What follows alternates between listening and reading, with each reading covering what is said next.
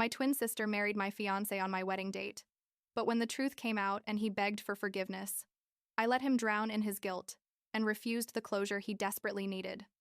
I'm 27 years old, work in digital marketing, and until a year ago, I thought I'd already survived the worst my family could do to me. How wrong I was. Seriously. I need to tell this story because there are still days when I wake up and can't believe all this really happened.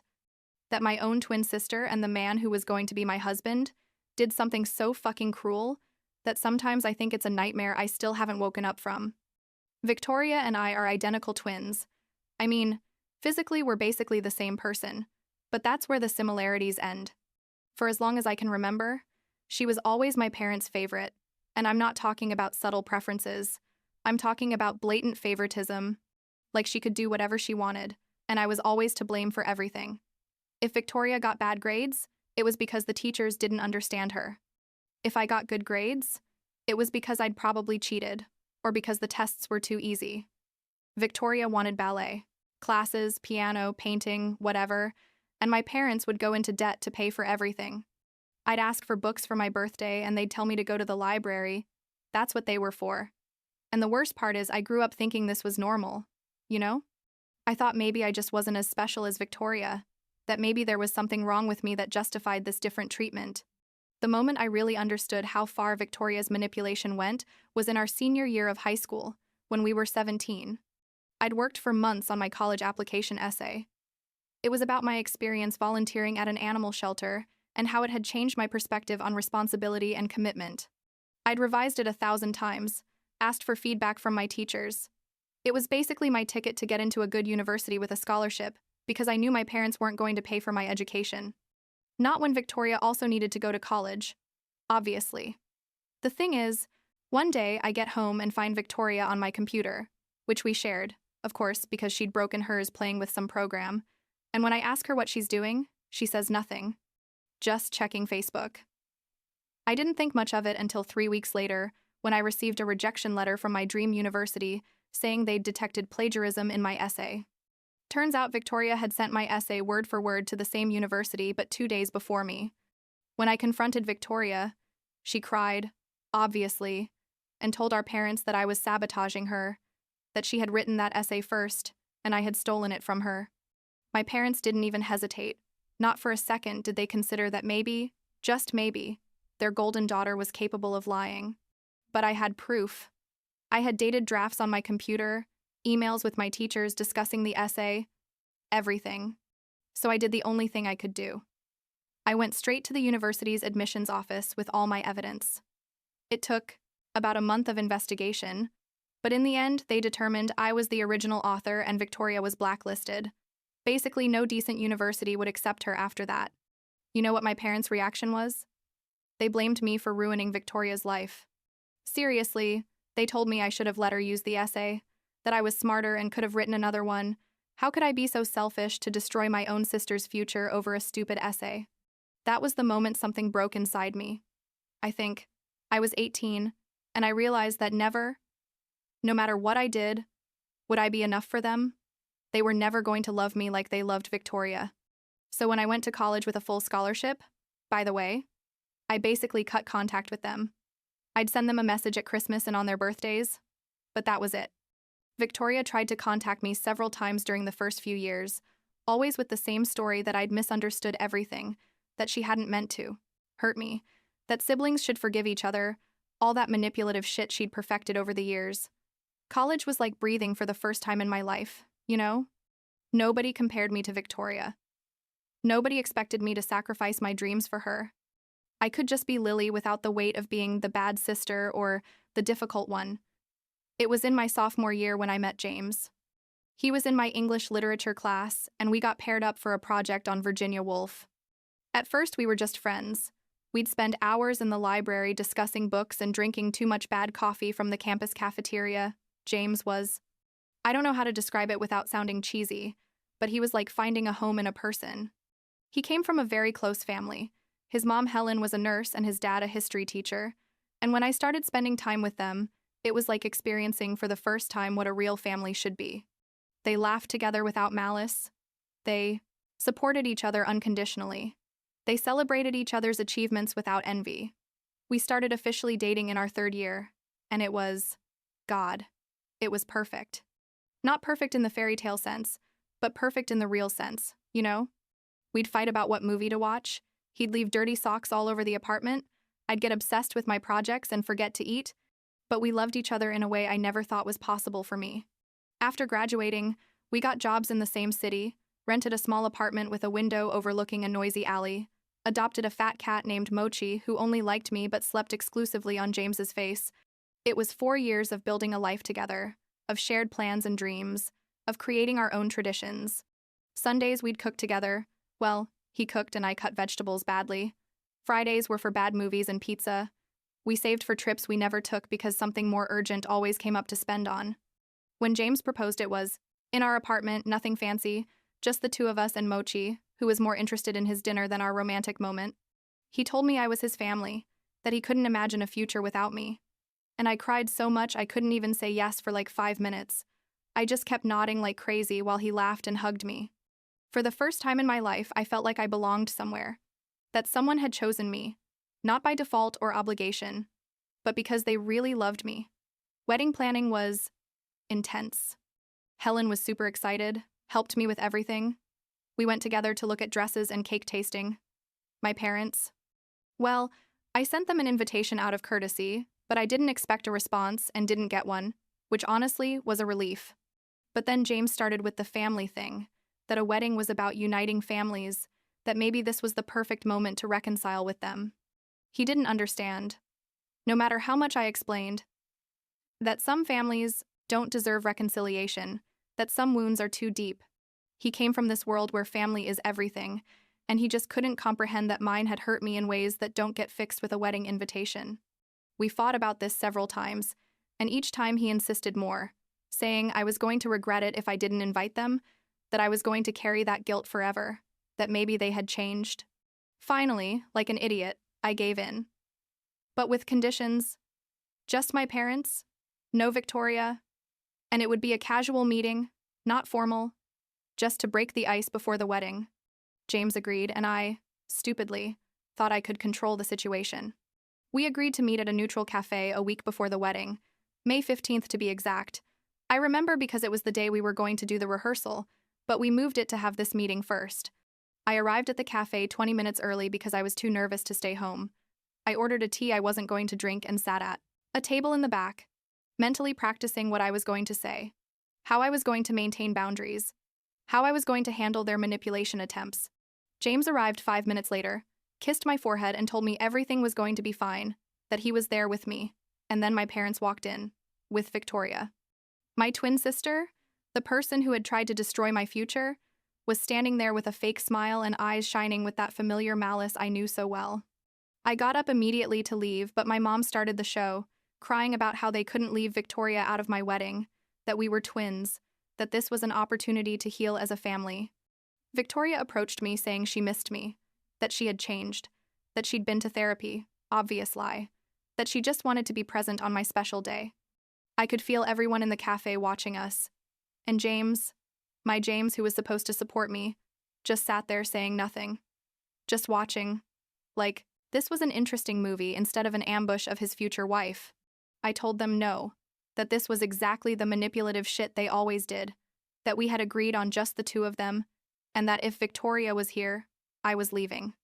My dad then pulled out his "You're a terrible daughter" card, saying he couldn't believe I was so cruel, so resentful, and that Victoria had made a mistake when she was a child, and I had turned it into a war.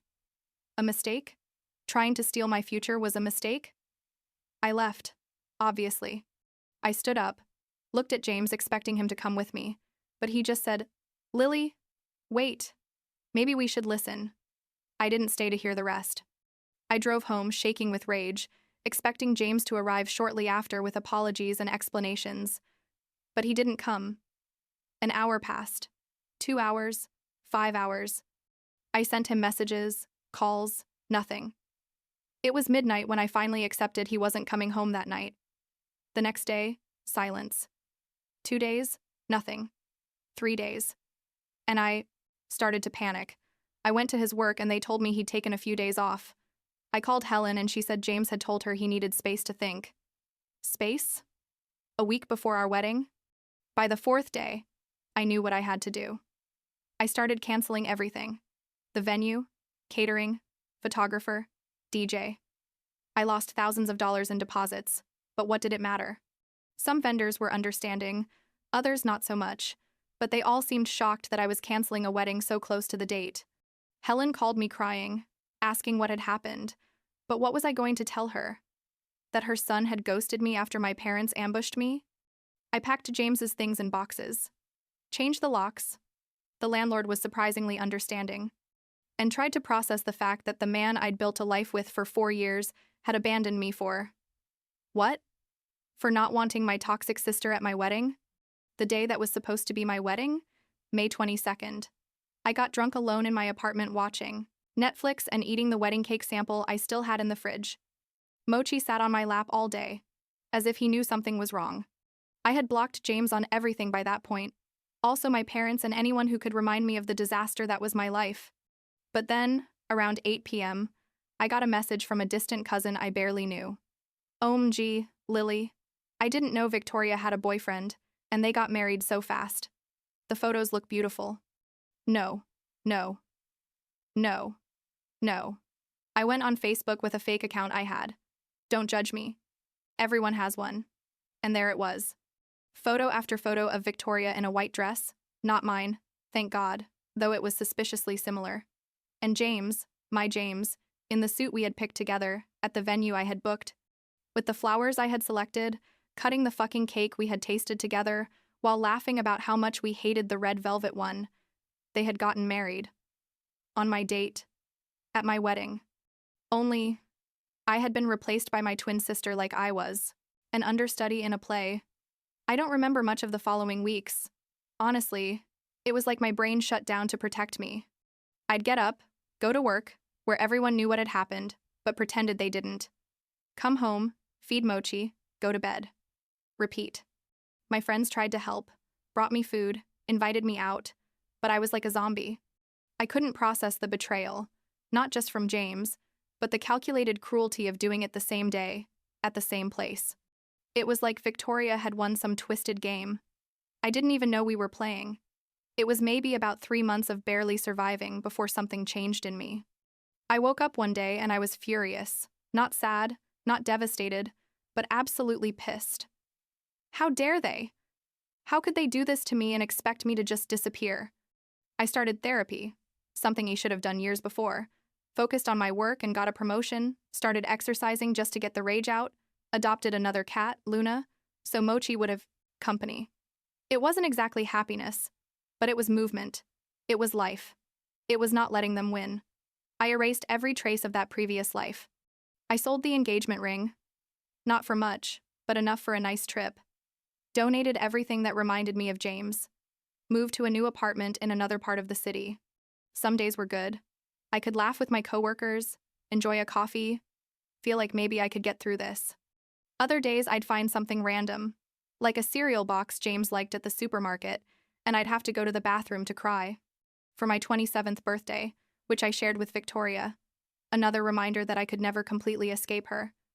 I went on a solo trip to Costa Rica. It was there, sitting on a beach, watching the sunset, that I finally felt something like peace. Not forgiveness, never forgiveness, but acceptance, that this had happened, that I had survived, that I could build a new life without them. Exactly 1 year after the wedding. I got a call from Helen. I hadn't spoken to her since the whole disaster, though she had sent me some messages I never answered. But something in her voice when she left the voicemail, broken and desperate, made me call her back. She begged me to meet. Please. She urgently needed to talk to me. I agreed, more out of curiosity than anything else, and we met at a park near my office. Helen looked like she had aged 10 years in one. As soon as we sat down, she started crying and apologizing, saying she didn't know, that if she had known, she would never have allowed it to happen. I was confused until she started explaining everything. Apparently, the night I left the cafe, Victoria and my parents told James a completely different version of our childhood and my story. They told him I was the manipulator, that I had bullied Victoria our whole lives, that the essay had been the other way around, that Victoria was the victim, and I had tormented her out of jealousy.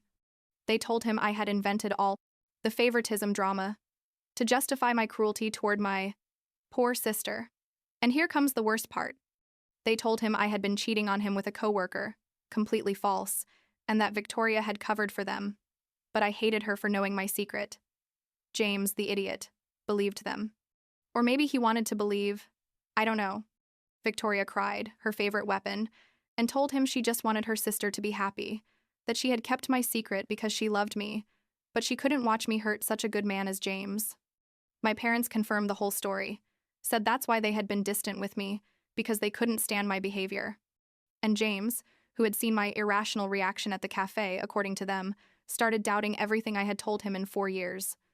Instead of, I don't know, talking to me like an adult, he decided he needed time to think. And while he thought, Victoria was there, consoling him, being the good and understanding sister, manipulating him exactly like she had manipulated my parents our whole lives. Helen told me the wedding had been Victoria's idea, that she convinced James it would be a way to save the date and not lose all the deposits, that they could have a small ceremony just to not waste everything. James was so confused and hurt that he agreed, thinking it was temporary, that they would quietly divorce later. But Victoria, of course, had no intention of divorcing. She immediately moved into what had been our apartment, redecorated everything, and started playing the perfect wife. Everything fell apart a month ago when Victoria got drunk at a family dinner and started mocking me in front of everyone, telling the real story of how she had beaten me and gotten everything I had. She said, and I quote, according to Helen, "Lily was always so easy to beat, always believing she was better than me. But look at me now. I have her life, her man, everything she wanted is mine. Just like when we were kids." James froze and pressed her to explain. Victoria, too drunk to maintain her lies, admitted everything.